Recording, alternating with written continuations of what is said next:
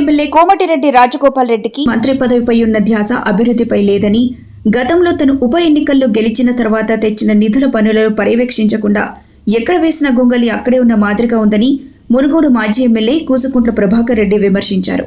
ఈ సందర్భంగా చౌటుప్పల్ మున్సిపల్ కేంద్రంలో ఏర్పాటు చేసిన మీడియా సమావేశంలో ఆయన మాట్లాడుతూ, చౌటుప్పల్ పట్టణంలోని కంపెనీలను ఎమ్మెల్యే భజన బృందం బెదిరింపులకు గురిచేసి డబ్బులు వసూలు చేస్తున్నారని, ప్రశ్నించిన వారిపై పోలీసులను అడ్డుపెట్టుకుని అక్రమ కేసులు పెడుతున్నారని, బీఆర్ఎస్ కార్యకర్తలకు బీఆర్ఎస్ పార్టీ అండగా ఉంటుందని ఎవరూ భయపడొద్దని తెలిపారు. అధికార పార్టీ నాయకులు కేవలం కమిషన్ల కోసమే కాంట్రాక్టర్లను బెదిరింపులకు గురి చేస్తున్నారని అన్నారు.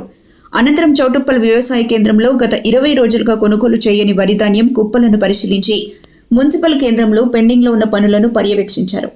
ఈ కార్యక్రమంలో మునుగోడు మాజీ ఎమ్మెల్యే కూసుకుంట్ల ప్రభాకర్ రెడ్డితో పాటు బీఆర్ఎస్ నాయకులు, కార్యకర్తలు తదితరులు పాల్గొన్నారు.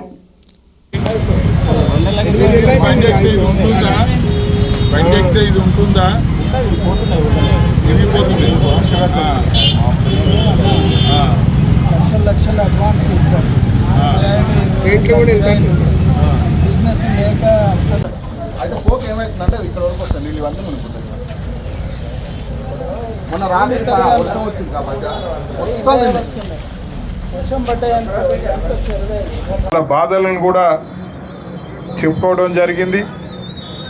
ఈ సందర్భంలో ఈ చెప్పుడు మాటలు వినేదానికన్నా నేరుగా ఒకసారి నేనే పోయి అక్కడ పరిశీలన చేస్తే బాగుంటుందన్న ఉద్దేశంతో ఈరోజు పొద్దున్నే వెళ్ళి ఇక్కడ ఈ ప్రాంతం అంతా కూడా పరిశీలన చేసి గ్రామాలలో ఉన్న సమస్యలను కూడా తెలుసుకొని ఇక్కడికి వచ్చి పత్రికా మిత్రుల ద్వారా, మీడియా మిత్రుల ద్వారా ప్రజలందరికీ తెలియజేసి, అదేవిధంగా అధికారులకు తెలియజేసే విధంగా, అదేవిధంగా ప్రభుత్వానికి తెలియజేసే విధంగా ఈ సమావేశాన్ని, అంటే ఈ పత్రికా సమావేశాన్ని, మీడియా సమావేశాన్ని ఏర్పాటు చేసుకోవడం జరిగింది.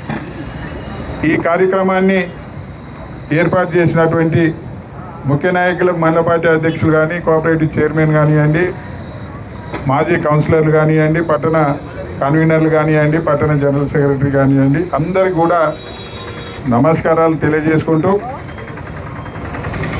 కొన్ని వాస్తవమైన విషయాలే మాట్లాడుకుందాం.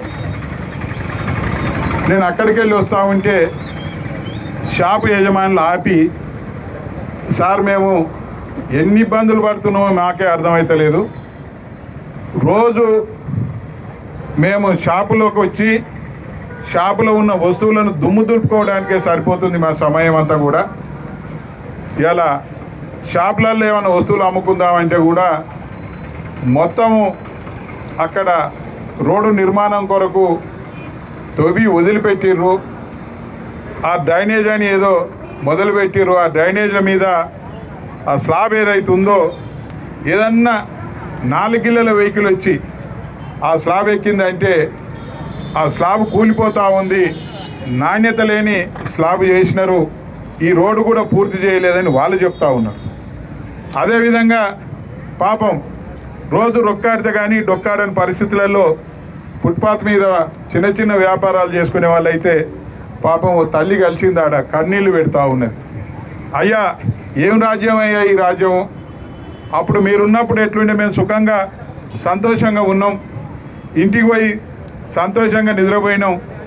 కానీ ఇప్పుడు ఆ రోడ్డు పూర్తి కాక ఆ పోలీసు వాళ్ళు వచ్చి రోజు తీసేయమంటారు.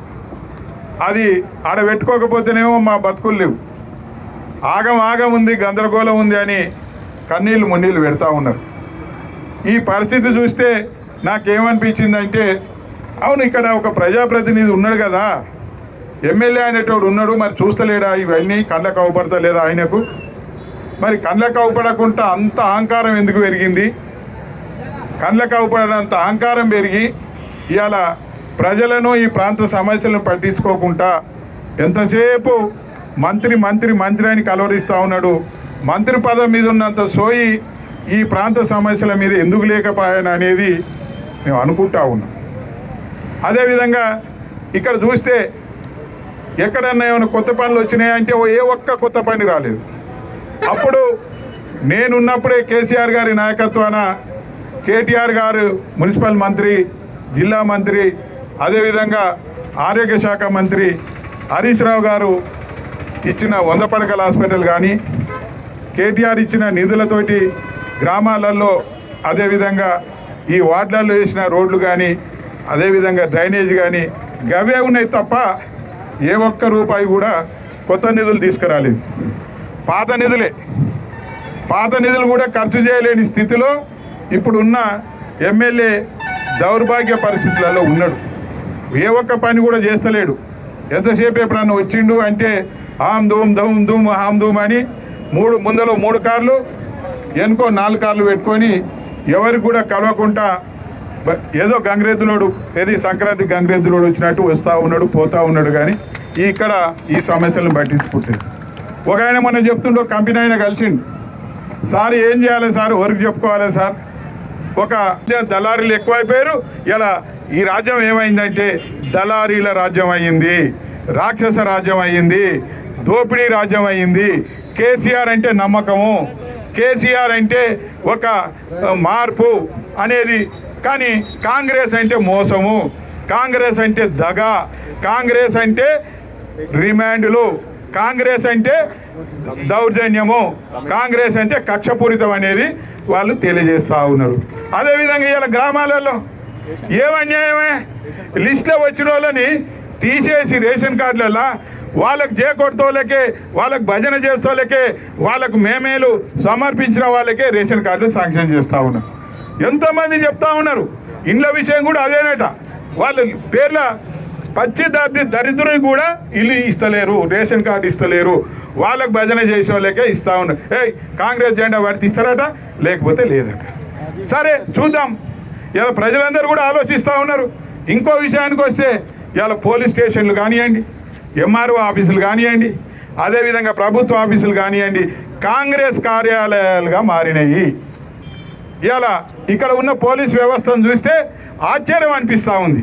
ఇక్కడ ఎమ్మెల్యేకు గులాంగిరి చేస్తూ ఉన్నారో, లేకపోతే దాసోహం చేస్తూ ఉన్నారో, లేకపోతే ఆయన జీతం ఇస్తున్నట్టు ఒక చెప్రాసిలాగా పనిచేస్తూ ఉన్నారు అనేది ఈ సందర్భంగా అర్థమవుతుంది. ఎందుకంటే ఒక మాజీ ఎమ్మెల్యేగా మొన్న ఏసీపీకి 5 సార్లు ఫోన్ చేసినా, 6 సార్లు ఫోన్ చేసినా ఫోన్ కూడా లిఫ్ట్ చేయని పరిస్థితి. అంటే అధికారుల మీద వీళ్ళు ఎంత జులుం చెలాయిస్తున్నారు అనేది అర్థమవుతూ ఉన్నది. ఇలా అధికారులు మేము ఇచ్చిన ప్రతి పైసాతోటే, మేము కట్టిన ప్రతి రూపాయితోటే వీళ్ళకి జీతాలు ఇస్తూ ఉన్నాము. మేము ఇచ్చిన జీతాలతోటి వాళ్ళ జీవనం గడుపుకుంటూ ఒక ప్రభుత్వ అధికారిగా పనిచేయకుండా ఒక ఎవరు చేలాగా పనిచేస్తూ ఉన్నారు అంటే ఇంతకన్నా దరిద్రం ఇంకొకటి లేదు. మేము కూడా పాలన చేసినాం. మేము చేసిన రోజులలో ఏ ఒక్క రోజు కూడా ఎవరిని కూడా ఏ అధికారి మీద కూడా ఒత్తిడి తేలేదు, ఎవరిని కూడా రిమాండ్లో పెట్టమని చెప్పలేదు. ఎవరైనా వస్తే చెప్పేది న్యాయంగా సమస్యను పరిష్కారం చేయండి, అందరు మన వాళ్ళే, ఒక సముచితంగా ఆలోచించండి అని చెప్పేది తప్ప వాడిని బలవంతంగా ఏది లేకుండా తీసుకుపోయి రిమాండ్లో పెట్టు, లేకపోతే వాని మీద ఇంకేదో కేసులు పెట్టు అని ఎన్నడూ చెప్పలేదు. కానీ ఈ విధంగా చేస్తున్నందుకు తప్పనిసరిగా రాబోయే రోజులలో తప్పనిసరిగా శిక్ష అనుభవించక తప్పదు. ఎట్టి పరిస్థితులలో మా క్యాడర్కి కానీ ఈ ప్రాంత ప్రజలకు కానీ ఎవరు కూడా ఇబ్బంది పడవలసిన అవసరం లేదు.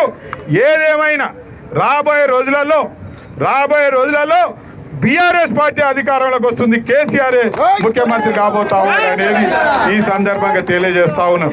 ఇలా నిజంగా వారి పాలన సరిగానే ఉంటే స్థానిక సంస్థలు ఎందుకు పెట్టలేవా? స్థానిక సంస్థలు పెట్టే దమ్ముందా? ఒకవేళ స్థానిక సంస్థలు పెట్టే ఎన్నికలు పెట్టే దమ్ము ఈ ప్రభుత్వానికి ఉంటే వెంటనే స్థానిక సంస్థలు పెట్టి మీ పాలన విధానాన్ని ప్రజలకు తెలియజేయాల్సిందిగా మేము కోరుతా ఉన్నాము. వాళ్ళకి అర్థమైపోయింది. ఇలా గ్రామాలలో కానీ వార్డులలో కానీ ఎక్కడ కూడా ఎన్నికలు పెట్టినా గల్లీ నుంచి మొదలు పెడితే ఏ ఎన్నిక వచ్చినా ఢిల్లీ దాకా బీఆర్ఎస్ పార్టీ గెలుస్తుంది. అందుకనే తెలుస్తుందని తెలిసి సర్వేలలో 90కి 90-100 వస్తుందని చెబుతుంటే వాళ్ళకు అర్థం కాక ఈ స్థానిక సంస్థల ఎన్నికలు నిర్వహించడం లేదు. ఆ నిర్వహించకపోవడం వల్ల సుమారుగా 5,000 కోట్ల రూపాయలు కేంద్రం నుంచి వచ్చే నిధులు ఆగిపోయినాయి. స్థానిక సంస్థలు ఎన్నికలు పెడితే ఎవరైనా గెలుస్తారు, వాడు ఓడిపోతారు, ఇది సహజం. కానీ ఎన్నికలు పెడితే 5,000 కోట్ల నిధులు వస్తాయి కదా. ఈ భూములు అమ్మే పరిస్థితి ఉండదు కదా, అంతేనా కదా? ఈ 5,000 కోట్ల కొరకు ఎన్నో పనులు తీరుతాయి కదా. కొంత రైతు బంధు వేయవచ్చు, కొందరికి జీతాలు సరైన సమయంలో వేయవచ్చు. అన్ని వర్గాలకు కూడా అన్యాయం చేస్తూ ఉన్నారు వాళ్ళ స్వార్థం కొరకు. వాళ్ళ పాలన ఎట్లా ఉందంటే ఆ 100 పడకల ఆసుపత్రి నిర్మాణం ఏమవుతుందని ఒక్కసారైనా పోయి చూసిండా? అదే పనులు వేగవంతంగా జరగాలి అంటే పని చేసిన వానికి బిల్లులు ఇవ్వాలి. బిల్లులు ఇవ్వకుండా దానికి వచ్చి కలిస్తేనే బిల్లులు ఇప్పిస్తామని ఆ కాంట్రాక్టర్లను బెదిరించుకుంటా వచ్చి కలిసిన వానికే బిల్లులు వస్తున్నాయి, కలవని వానికే శూన్యం. కొంతమంది కలవలేకపోతూ ఉన్నారు, కలవలేకపోయిన వాళ్ళని ఇబ్బంది పెడతా ఉన్నారు. ఏ ఇబ్బందులు పెట్టినా అది ప్రజలు చెప్తా ఉన్నారు. ఏం ప్రభుత్వం అయ్యా ఇది, ఏం పాలనయా అంటే కమిషన్ల పాలన. ఇలా కమిషన్ల పాలనతోటి ఈ ప్రాంతాన్ని అంతా కూడా అన్యాయం చేస్తూ ఉన్నారు, పనులు జరగకుండా చేస్తూ ఉన్నారు, దాచుకుంటా ఉన్నారు, దాచుకుంటా ఉన్నారు. వాళ్ళ పాలన ఎట్లా ఉందంటే దాచుకుంటా ఉన్నారు, దోసుకొని. ఇలా గదే జరుగుతూ ఉన్నది తప్ప ఇక్కడ ఏమీ కూడా జరగటం లేదు. అదేవిధంగా ఇలా ఏ పని కూడా జరగాలి అంటే ఆయన ఎమ్మెల్యే కన్సర్న్లతోటే జరగాలి. అధికారులు ఎట్టయిపోయారంటే అధికారుల మీద ఇక్కడ ఉన్న ఎమ్మెల్యేకు పట్టు లేదు. ఏ పని కూడా అప్పుడు నేనున్నప్పుడే తంగెడపల్లిలో కానివ్వండి, ప్రతి గ్రామంలో కానివ్వండి, ఇక్కడ చౌటుప్పల్లో కానివ్వండి, కమ్యూనిటీ హాల్స్ అన్నీ కూడా శాంక్షన్ చేయించినాము.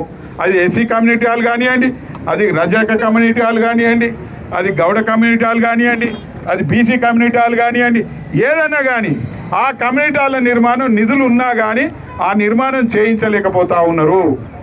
ఎందుకు అంటే దాని మీద ఎన్నడూ కూడా ఆలోచిస్తలేవు, అధికారులను ఎన్నడూ రివ్యూ చేస్తలేవు. ముఖ్యంగా అతి ముఖ్యమైంది అప్పుడు నీళ్ళ సమస్య. ఇప్పుడు నీళ్ళ సమస్యతోటి చౌటుప్పల్ వాసులంతా కూడా, గ్రామాల వాసులంతా కూడా ఆగమాగం అవుతూ ఉన్నారు. ఇవాళ ఏడ చూసినా కానీ వాటర్ ట్యాంకులు అవపడతా ఉన్నాయి. వాళ్ళు మేమున్నప్పుడే అమృత్ స్కీమ్ కింద 22 కోట్ల రూపాయలు నిధులు తెచ్చి టెండర్ కూడా పిలిచినాం. కానీ ఈయన గారు వచ్చిన తర్వాత దానికి కొబ్బరికాయ కొట్టి నేనేదో ఉద్ధరిస్తున్నాను చెప్పిండు. కానీ ఏమైంది? కనీసం ఆ పని మొదలుపెట్టినావా? ఇవాళ 18 నెలలు అవుతా ఉంది నువ్వు అధికారంలోకి వచ్చి ఎమ్మెల్యేగా గెలిచి. కనీసం ఈ 22 కోట్ల రూపాయలు నిధులు ఖర్చు పెట్టి ఆ పనుల మీద పర్యవేక్షణ చేస్తే ఈ చౌటుప్పల్లో నీళ్ళ సమస్య ఉండేదా? అప్పుడు మేము ఉన్నప్పుడు ప్రతి ఇంటికి నీళ్ళు ఇచ్చి, ప్రతి ఇంటికి 24 గంటల కరెంట్ ఇచ్చి ప్రజలతోటి మెప్పు పొందినాం. కానీ అప్పుడు ఉన్న యంత్రాంగం, అప్పుడున్న ఏవైతే ఉన్నాయో అవన్నీ కూడా ఇప్పుడు ఉన్నాయి. ఇన్ఫ్రాస్ట్రక్చర్ కూడా అదే ఇన్ఫ్రాస్ట్రక్చర్. కానీ ఎందుకు నీళ్ళు ఇవ్వలేకపోతా ఉన్నారు? అప్పుడున్న ఇన్ఫ్రాస్ట్రక్చరే, అప్పుడున్న అధికారులే, విద్యుత్ అధికారులు ఎందుకు కరెంట్ ఇవ్వలేకపోతా ఉన్నారు అంటే అధికారుల మీద వీళ్ళ పట్టు లేదు. అధికారులతోటి వీళ్ళు ఎప్పుడు కూడా సమీక్ష చేస్తలేరు. అధికారులను ఎప్పుడు ఈ పనుల విషయంలో అడగటం లేదు కాబట్టి ఈ పనులు జరగటం లేదు, వాళ్ళు ఇవ్వలేకపోతా ఉన్నారు. అందరూ అంటా ఉన్నారు, అయ్యా మళ్ళీ కేసీఆరే రావాలి, కేసీఆర్ వస్తేనే, ఇక్కడ కేపీఆర్ వస్తేనే ఇవాళ మళ్ళీ ఈ ప్రాంతం అంతా సస్యశ్యామలం అవుతుంది అనేది ఆలోచిస్తూ ఉన్నారు. అప్పుడు చెరువు కొరకు నేను నిధులను శాంక్షన్ చేయించినాను, చెరువు మంచిగా చేయాలని. గాంధీ పార్కును పునర్నిర్మాణం చేయాలని 1,50,00,000 రూపాయలు ఇచ్చినాం. కానీ గాంధీ పార్కు నిర్మాణం ఆన్నే ఉంది. ఆ చెరువు ఆనకట్ట సుందరీకరణ ఆన్నే ఉంది. డ్రైనేజ్ కొరకు 4,50,00,000 రూపాయలు ఇప్పించాం, అది ఆన్నే ఉంది. అక్కడనే ఉన్నాయి. కానీ వీళ్ళకు మాత్రం మంత్రి పదవి కావాలట. ఎమ్మెల్యే అనేవాడు మంత్రి పని ఉన్నప్పుడు పని చేయలేడా? నేను ఎమ్మెల్యేగా ఉండే గిన్ని చేసినా కదా. మరి నువ్వు ఎమ్మెల్యేగా ఉండి పని చేసుకుంటూ మరి మంత్రిగా కూడా వస్తే మేము సంతోషపడతాం ఈ నియోజకవర్గాన్ని. కానీ ఇది ఎమ్మెల్యేగా చేసే పనులే చేయలేకపోతున్నావు. కానీ మీరే మంత్రి వచ్చినాక ఏం చేస్తావు? ఆలోచిస్తూ ఉన్నారు జనం.